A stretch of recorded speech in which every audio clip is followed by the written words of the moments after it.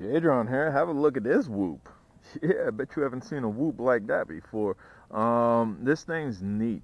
It has 5 sensors: front, back, left, or that's right, left, and underneath for gesture control. What's that mean? Well, I'm going to show you what that means. I'm also going to fly this and test flyability of this.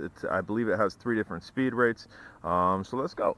Let's get the battery plugged in. I think we're running off a 300 milliamp an hour battery. This won't be a full flight time test just because I was messing around with this inside the house because I'm mildly intrigued by those sensors on something this small.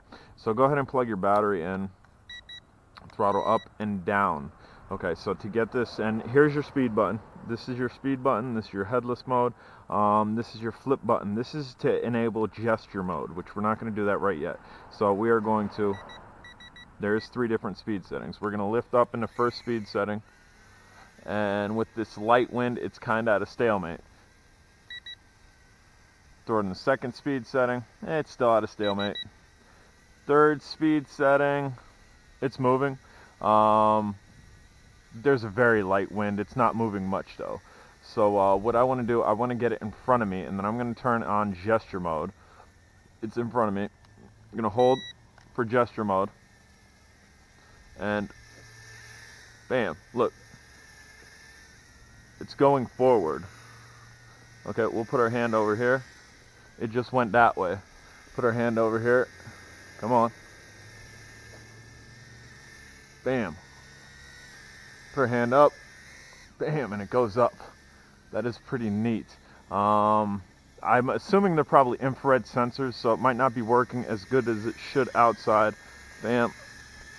Let's go back. Bam, it went back. The one on the left doesn't seem to work as crisply as the other ones do. There we go. Gotta get really close to the one on the left. Go forward. Come backwards. Bam, and up. And we'll go up. So that's pretty neat, guys. We're gonna bring it down to show you the up. Kind of like an Iron Man thing. Raise. And we'll bring it down. Come this way. Woo! Go that way. That way. That way. So this is really neat. I'm not on the controls anymore. I'm just go that way. Go up.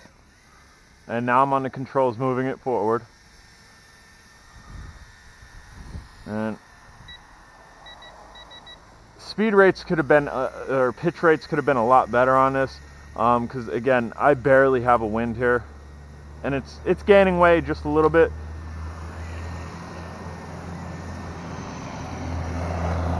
Rise. Nope, there, a delayed reaction rise. And we're gonna bring this back down. We're gonna try to get over here where there's a little bit of shade, if we can. Again, I'm full pitch forward. Maybe we'll give it a little hand assist. Go forward. Rise. Rise. So this is pretty neat. This is definitely going to be something inside because, again, I'm losing ground here. It's going backwards. And the wind isn't even enough to make these blades of grass move. And I don't want to go out into the road. So I'm down, I'm down, I'm down. It's still not going forward. It's taking it. We're just gonna drop it. So definitely easy there, buddy. Definitely not wind suitable, not outdoor suitable, unless, like, look, you could see the blades are moving just because of the wind. I mean, it's minimal. It's maybe like 2 to 3 miles an hour, but this is cool. This is definitely cool.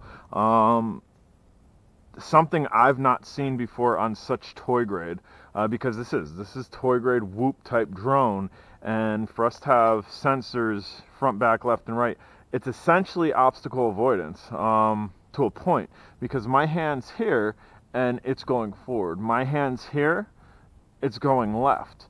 So if you're flying towards wall, essentially it should go backwards away from the wall. We can test that. We'll fly right into the Kia.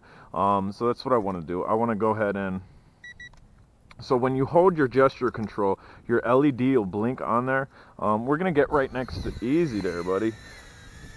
I did not say to take off. Did not say to take off. All right, here we go.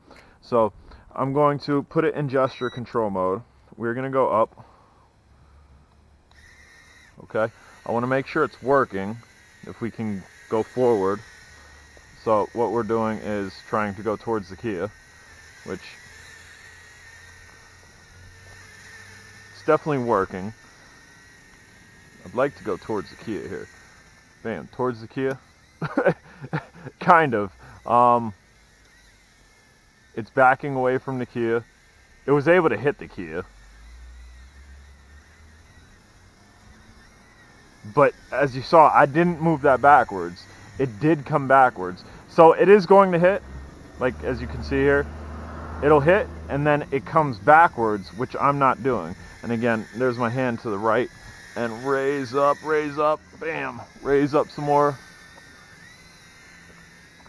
It's pretty neat. It's actually really neat and has me a little bit excited, guys.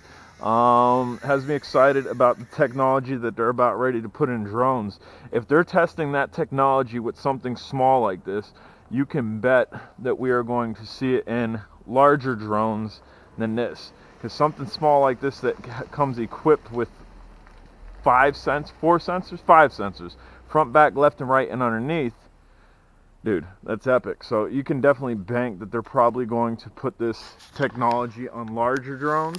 Because again, something small like this that essentially has obstacle avoidance, has 5 sensors, left, right, front, backwards, and underneath, that's pretty impressive. And the fact that it actually works. So if we put stronger sensors on a drone like this, or even larger drones, you can imagine what we'll have for cheap. And again, I'm assuming they're infrared sensors, so we're out here in light. So I mean, it worked. They definitely work. Sometimes they were a little bit delayed. Sometimes it worked better than others. But inside, I would bank it's going to work a lot better. Guys, I'm J-Drone. This is neat. Really neat. The first time I'm seeing these types of sensors, plain point, period. Link for this will be down below if you want to check it out. I highly recommend checking this out, especially if you're in the drone game. I've not even heard of anything like this on super toy grade. Obviously, the Spark has obstacle avoidance. Your bigger drones have obstacle avoidance. This is almost obstacle avoidance for a toy grade. As you saw, it did hit the Kia, but as soon as it hit the Kia, it bounced backwards and it flew away from it. I think the sensors are positioned downwards just a little bit and not exactly forward, back, left, and right. So keep that in mind. Guys, I'm J-Drone. If you haven't subscribed, smash the subscribe button. Questions, comments, concerns down below. Definitely get at